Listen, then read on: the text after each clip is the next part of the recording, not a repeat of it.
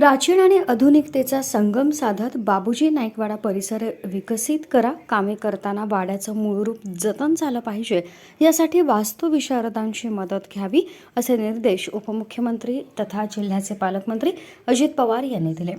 पवार यांनी बारामती परिसरातील विद्याप्रतिष्ठान ते जाळोजी रस्ता 355 दशलक्ष क्षमता असलेल्या साठवण तलावाशेजारील कॅनॉल सुशोभीकरण, 3 हत्ती चौक इथं ट्रॅफिक कन्सल्टंट यांच्या प्रस्तावित लाईन आउट, कन्हा नदी सुशोभीकरणांतर्गत सुरू असलेल्या लेंढी नाला व कसबा पूल व श्रीमंत बाबूजी नाईकवाडा दशक्रिया घाट परिसर तसंच नवीन बारामती बसस्थानक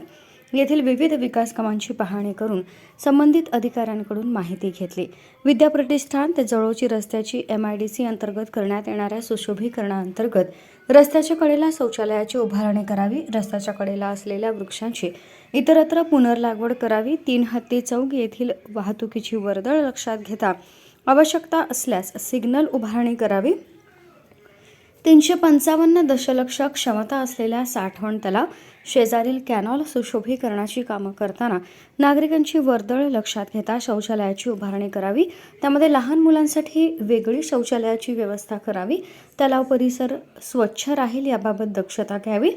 परिसरात अधिकाधिक वृक्षारोपण करण्यात यावे, अशा सूचना पवार यांनी केल्या. करा नदी सुशोभीकरणाअंतर्गत सुरू असलेल्या लेंढी नाला व कसबा पूल व श्रीमंत बाबूजी नाईकवाडा येथील विकास कामं करताना परिसरात अधिकाधिक वृक्षारोपण करावं, परिसरात असलेल्या वृक्षाला गोल दगडी ओटा करा, कसबा पुलावरील कठड्याला डोळ्याला त्रास होणार नाही असा आणि परिसराला शोभेल अशी रंगरंगोटी करावी, लेंढी नाला परिसरातील बंधाऱ्याची कामं गतीनं पूर्ण करा, पाण्याच्या प्रवाहाला अडथळा निर्माण होणार नाही याबाबत दक्षता घ्या, परिसर देखभाल दुरुस्तीसाठी नगर परिषदेनं उत्पन्नाचे स्रोत निर्मितीबाबत विचार करावा, असंही पवार म्हणाले.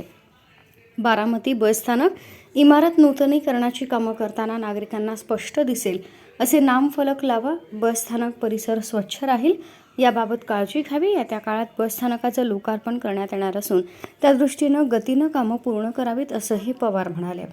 पाहणी दौऱ्यानंतर उपमुख्यमंत्री पवार यांच्या हस्ते मळद गावठाण येथील आद्य क्रांतीवीर राजे उमाजी नाईक सभामंडपाचं उद्घाटन करण्यात आलं.